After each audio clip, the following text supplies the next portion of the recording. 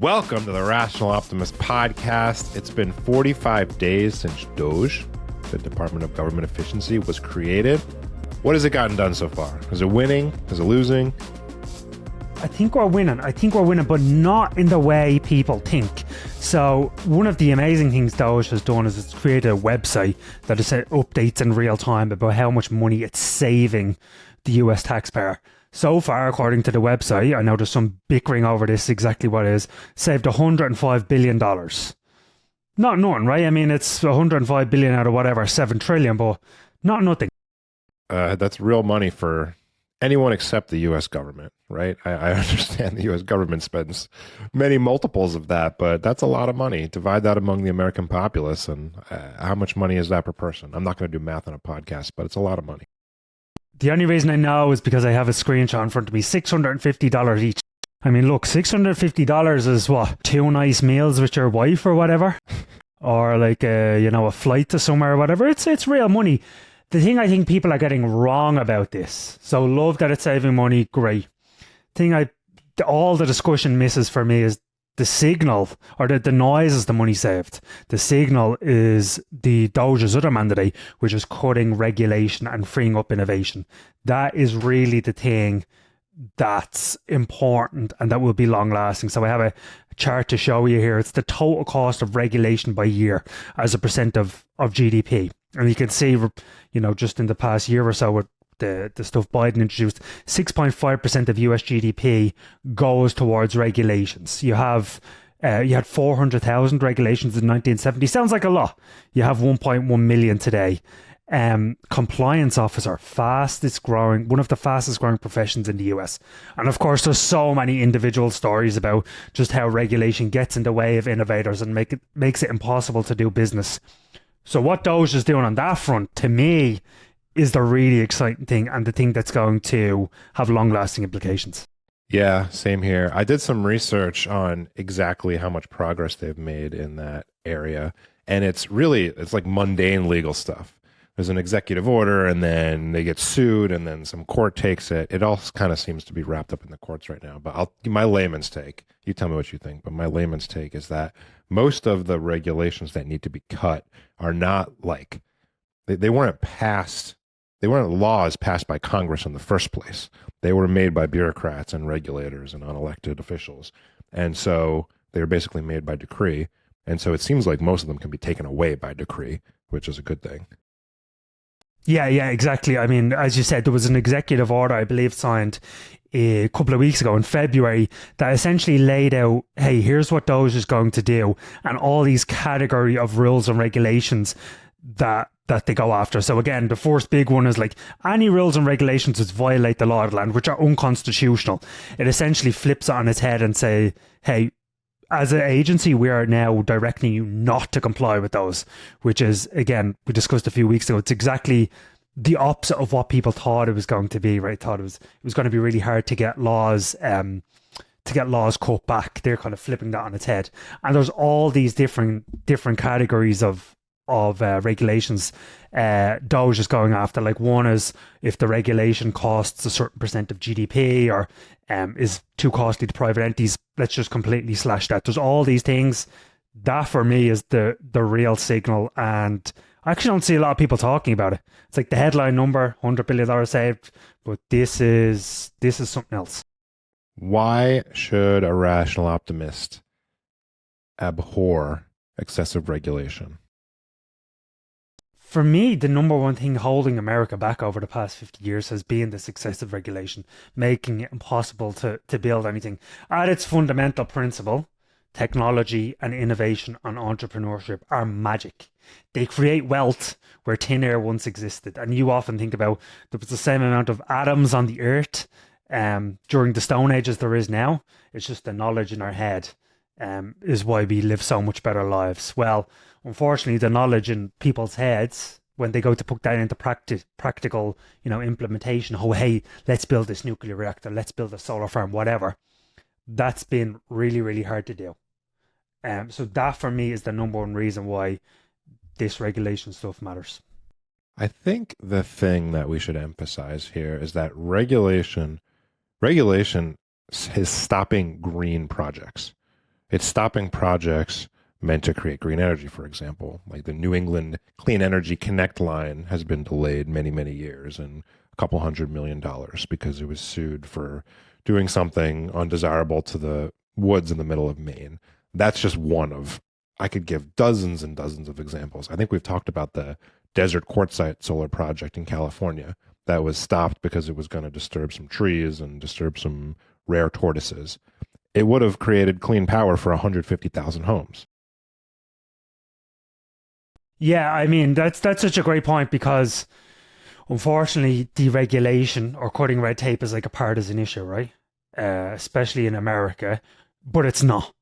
It's really all the things that, we'll get to this a little bit later, but environmentalists, some of them are the worst thing that can possibly happen to the environment because they stop solar farms and they stop wind turbines and all these type of things that is very non-partisan. If you want a fairer world, if you want a wealthier world, if you want a world where entrepreneurs can go and build businesses without, getting thousands and thousands of dollars worth of licenses, you want those to succeed. Yes. So there is one set of regulations in particular that we're most excited about being cut. Before we go there, I want to talk about DOGE in a little bit more depth, just because I feel like there's a few keys to actually getting it to succeed. So if Elon's listening to me, the path forward is to do what you're doing, create the leaderboard, and involve the public as well. I think it's really, really powerful. Like sunlight is the best disinfectant. I think it's really powerful to show people how silly these rules are and how silly some of the spending is, because that just gets them on your side. It's no good telling them you saved $100 billion or $650 per person in America if you can't tell them and show them how stupid some of these things are. So I think that's really one of the things that they need to do. I know Vivek, before he left DOGE, planned on basically having a podcast to talk about these things, but I 100% still think they should do this. And the other thing that they're very smart in doing is that Trump has come out and said 20% of the money saved, you basically give it to American citizens in dividends or something like that. Oh my God, this is like the greatest snitch program ever created, because if people know they're getting a financial incentive, you better bet that state employees and federal employees and everyone is just going to start calling out waste, fraud and abuse. So those are some of the things that I think are really important to do going forward. Involve the public, shine light on all the craziness going on, because that's the way to succeed, I think. Yeah, the broadcasting the most egregious stuff on social media and on podcasts and wherever else, it's extra important because the corporate media is doing the exact opposite. They obviously oppose every bit of this deregulation stuff, and they are very good at picking out the little stories that, like, oh, they stopped food stamps to a mom, or oh, they fired some nuclear engineers by accident. Like, and there are stories like that when you're dealing with a gigantic changing a gigantic bureaucracy fast. So we need our own stories to counteract those. Need our own stories. Need to tell a better story than Hollywood. Let me ask you, if you ran DOGE, what's the number one regulation you'd go after, or areas of regulation, let's say? Easy. NEPA, the environmental one. This is the final boss of regulations. It's the examples I gave earlier with the stopping solar farms and stopping transmission lines. A lot of it stems from NEPA. NEPA, the four letters that strike fear into anyone trying to build anything in America, right? National Environmental Policy Act. It's basically anytime you go and try to build anything on federal land, you have to fill out this big, huge impact statement. On average, now takes 4.5 years to complete. For perspective, the Golden Gate Bridge was completed under that time. We built the Empire State Building in a year. You pointed out some of the crazy stories that NEPA has, the crazy stories of not being able to build something because of these environmental laws is absolutely insane, and there's just so many more. I mean, the US Forest Service wanted to implement a wildfire prevention plan. Guess what? Fill out the NEPA review. Before that could happen, before they could save the forest burnt down. And there's just there's just so many examples of this. And as I said, environmentalists are the absolute worst thing for the environment, at least the ones that are following NEPA. And just again on our earlier solar point, 2/3 of solar projects now are held up in NEPA litigation, and around half of those are cancelled. So if you believe in clean energy and all this stuff, you should hate NEPA. Just to be clear, we are all for clean air, all for clean water, all for an actual clean environment. That's not what we're talking about here. We're talking about regulations that make it way, way, way too easy for a couple of NIMBYs to sue a project that would be good for everybody and delay it for years or potentially forever and add gigantic cost to it. You know what I realized that we're talking to people over the past while? NIMBYism is strong. So I recently got a drone delivery, okay? And I actually got the drone delivery to a friend's house because the drone was not in my area. But people are now complaining about the drones flying overhead. And an even worse example, there's this, I do CrossFit, and there's this girl in the CrossFit gym, and she said, oh, there's actually a CrossFit gym across the road from me. So this is a girl that understands it, competes in CrossFit, everything like that. She complained to the local council about people running outside her house at 6:30 in the morning and waking her up because they were in the CrossFit gym. And just like, people do not want anything built anywhere approximately near them. It's crazy. It's so, yeah, strong trend to overcome. I do not get that mentality. I live in the world headquarters of NIMBYs in Vermont, where it's probably the hardest state to build stuff, and we feel the consequences. A stagnant economy, crazy sky high housing prices, and of course they're trying to they blame Airbnb and short-term rentals for that. It's like, guys, look at Austin. Austin had a red hot housing market, and they built a bunch of apartments, and their rents fell 22%. It's very simple. Just build. No rocket science. No. It's the simplest one. But there's good news on the NEPA front, right? There's good news. Yeah. Maybe you understand a little better than I do, but I said it's like mundane legal stuff making its way through the courts. I can't really tell if they're likely to win or lose. Can you? Yeah, so basically, again, executive order stuff. Back in January, Trump signed the Unleashing American Energy Executive Order. It essentially revoked the 1977 executive order that granted it's basically the body that rules NEPA. So now that's gone. And then about a week ago, they basically published an interim rule that rescinded all NEPA implementing regulations. So essentially, it doesn't completely get rid of NEPA, but it removes the central framework that regulators and federal agencies had to follow. So now they're basically left to their own accord about, do you want to implement NEPA or not? It's no longer a strict requirement. Again, this is it's a little, why are we talking about this weird rule? This is, if this goes through and has impact, this is the green light to build stuff in America again. It can reignite a golden age of building in America. And just again, 4.5 years to do an average NEPA statement these days. You built the Hoover Dam in 4 years. New York's original 28-station subway, 4 years. The Pentagon, 1 year and 4 months. Disneyland, 1 year. So we need to get back to building stuff in America. Don't, as Noah Smith calls it, the build nothing country. Don't be the build nothing country. I have a little story for you. The story is called The Tale of Two Trains. One train called the Bright Line. You know what the Bright Line is? Miami to Orlando? Miami to Orlando. Started building in 2014, completed in 2023 for $6 billion. It is profitable.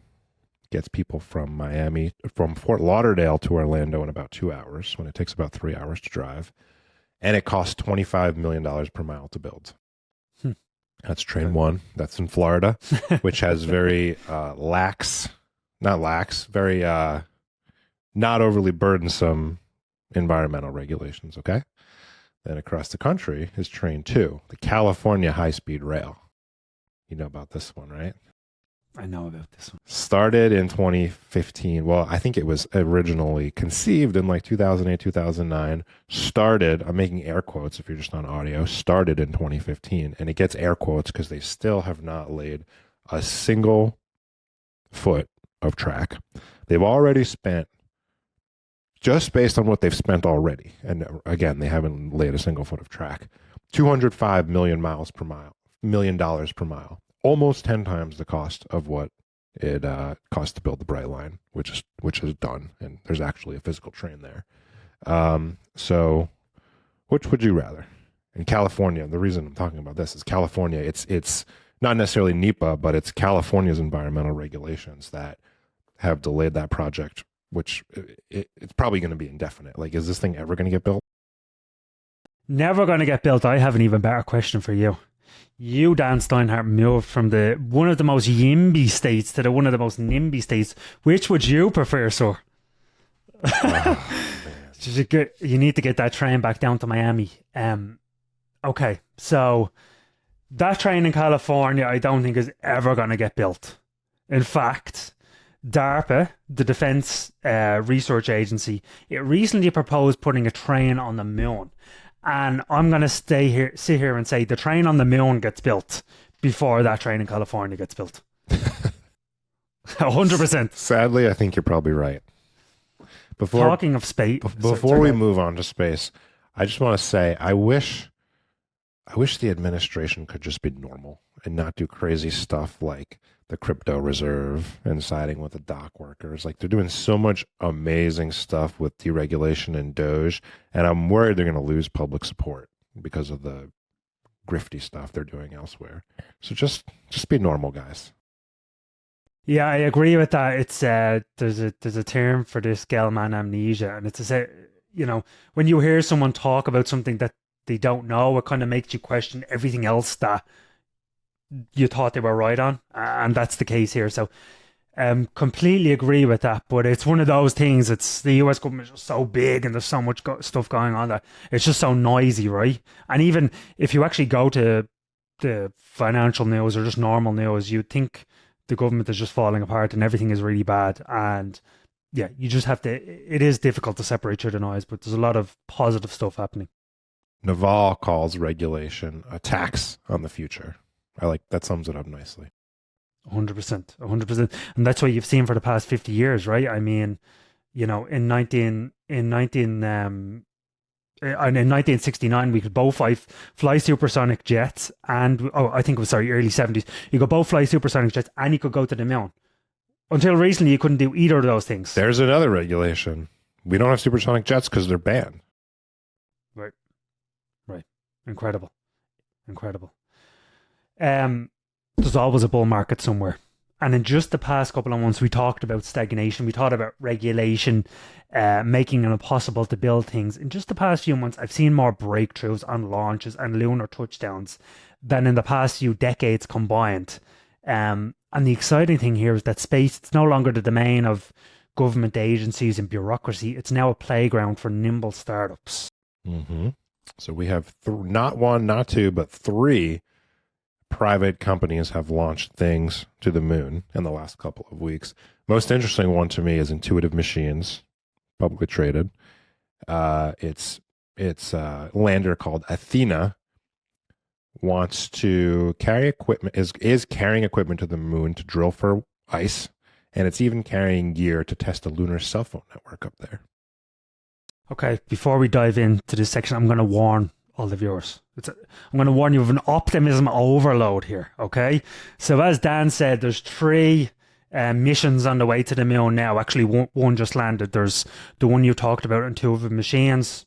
Awesome. Love it. I'm going to show you a picture of what it's doing right now. This is a view of Earth from Athena on its way to the moon. It was released a couple of days ago. And then you have Firefly's Blue Ghost, which nailed the perfect landing on the south pole of the moon. Texas startup carrying NASA instruments to study the moon's composition and test technologies for future lunar missions. Basically, it's essentially trying to study whether you can have a base on the moon. So really exciting. I'm going to show you a picture again of Firefly actually landing on the moon here. You know what? I look at these pictures in space, I'm like, that's not real, that's fake. And if I didn't know any better, it always looks fake, right? It literally looks like a bad 1980s video game or something like that. It's just so weird. Yeah, it's interesting how these companies are getting to the moon. So they're partnering with NASA. NASA Yes. doesn't really, NASA hasn't gone away, but it doesn't really build its own stuff that much anymore. It partners with private companies. And in doing so, like Firefly, for example, NASA paid Firefly about $100 million for this mission. It would have cost NASA 5 to 10 times that amount of money. So it's an example of a public-private partnership working. Right, amazing. And then you have iSpace's resilience, last but not least. Japanese space mission basically gets rovers scoop up rocks on the moon, bring them back, study them, all that type of stuff. So there's lots happening. I guess the question is always, hey, why does any of this stuff matter? Who's making money? All that type of stuff. There's a lot of space doubters out there, right? There's a lot of space doubters. I mean, Like, humanity's give me a reason why this stuff matters today. Like, who's making money from it today? All that type of stuff. Why is it commercially viable? well, I will, but you don't have to make money for something to matter, right? It's humanity's pushing the boundaries. We should be doing this. I'm glad we're back to it. But also, there's people making money from it. So Starlink's the biggest example. They're going to make $8 billion in revenue for 2024. Compare that to they deliver satellite internet to almost anyone on Earth at this point. Compare that to Comcast, which makes $26 billion in revenue, catching up pretty fast. Starlink has only been operational for a couple of years. How long is it going to take to leapfrog Comcast and become the biggest provider in the world? Oh, within the next 5 years for sure, especially globally. I mean, this stuff is taking off in America. I believe your in-laws have one in Vermont. So, with these breakthrough technologies, it's often like they'll take off in some remote country in the world and won't take off in America. Already taking off in America, but even then, globally faster. Launched in Nigeria last year, and it's already the top three cell provider. From sci-fi to Wi-Fi, pretty incredible. I'll show you the chart here, just of its customer growth, and you can see this is hockey stick. This is really hockey stick stuff. Yeah, it's a beautiful chart. I recently watched we should actually visit next summer in Austin, or try Starling factory in Austin. They basically import raw plastic and aluminium, and they have these machines, essentially a robot factory, pump out 15,000 Starlink terminals per week. Pretty incredible. Yeah. Other ways to make money in space. We have Varda, which makes the capsules that launch up to space, and they can make drugs or other materials that can only be made in microgravity, and they send it back down to Earth. I think that's a glimpse of the future. I think we're going to have big factories in space and on the moon at some point in the not too distant future, in the next 10 years, maybe. You think that's reasonable? Yeah, I mean, Varda just successfully, we have a beautiful picture. I mean, this is like, sorry to drop this word, but this is optimism porn right here. You see the Varda capsule streaking across the sky, and then lands in Australia in that like iconic red dusty outback sand. And I mean, this is their second mission. Both have worked. I think microgravity and stuff, I think you're gonna have, within 10 years you'll have a semiconductor fab in space, and you'll be making drugs in space and all these type of things. 100%. It's almost in some ways the wrong question too, because when the first explorers came to America, it wasn't like, how are they making money from that? It's, they're going to explore, and look what came of it. Like, who knows what's going to come from exploring space and the moon? Yeah, I mean, I think even if people say, in the age of social media, things are, there's so much criticism and stuff like that. Our friends over at Pessimism Archive, they have a great post on, it was something like less than half of Americans supported the moon landing. And even at the time, people are really critical of it. What is it for? All these type of stuff. The first moon, Apollo? Yeah, in 69, yeah, in 69. It was 69. So even then, people are like, they always question it. Haters gonna hate, even if so much good came out of that. We got like solar cells, solar panels, GPS, ready-made meals, all these type of things that came out of that. And then just the inspiration from it. So I think you just have to drown out the noise and have like a vision of the future of what's going to happen. And yeah, you're right. I mean, the amazing thing for me is that these things are now fundable. So even if you go back a couple of years, people are like, space, I don't know. Whereas now, scorching hot bull market. Yeah. I mean, this is it. The other thing is SpaceX is the reason that America can get to space by itself. Without SpaceX, we'd have to rely on other countries, primarily Russia, to get to space. And obviously that's not ideal for a lot of reasons. Challenged, it would be a little bit difficult in the current environment, I would say.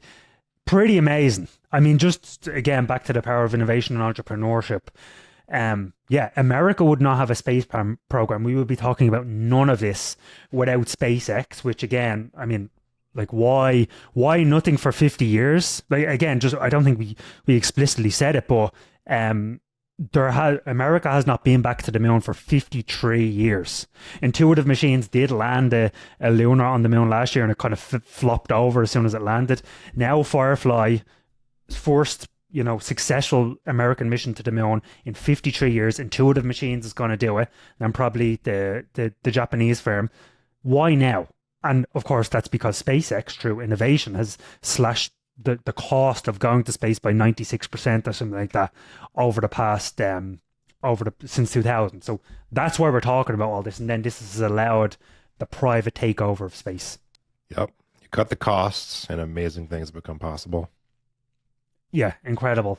We often talk about the innovation famine, and Peter Thiel has a great line about this. So after 1969, we got a man on the moon, arguably, given the technology at the time, the most impressive thing humanity has ever done. And 2 weeks later, Woodstock happens.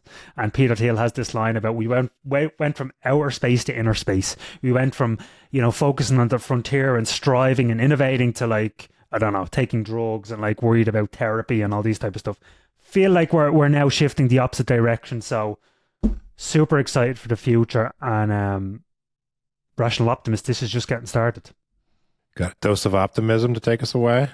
I do, a little controversial, but here's a chart of when the measles vaccine came to the United States.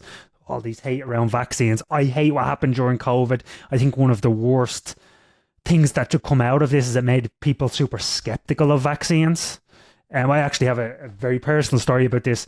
They released this. I know, this is a long dose of optimism, meant to be short. But my son was born on November 22nd, and here, my first two kids were not offered something called the RSV vaccine. They offered it to my third son, and we were like, oh, I don't know, we didn't hear about it before. Anyway, 12 days later, he ends up in hospital, pretty serious, with basically something related to RSV. Thankfully, he pulled through. But yeah, COVID made people super skeptical of vaccines, but this chart should annihilate your skepticism. So you can see the line shows the cases of measles in the United States, over time, and then the line in the middle is when the vaccine was introduced. Boom, you can see cases absolutely fall off a cliff. So not all vaccines, but certain vaccines do wonders. They saved, I think our world in data pegs at 150 million lives, just one vaccine around the world. So long certain vaccines. Yeah, let's keep this chart of the light color, guys. Let's not stop taking the measles vaccine. I understand the word vaccine got a little tainted, but vaccines are one of the most amazing inventions humans have ever created. Let's keep using the good ones. 100%. All right, viewers, you can boost our optimism by hitting the subscribe button below. We appreciate all your support, and we'll see you next week.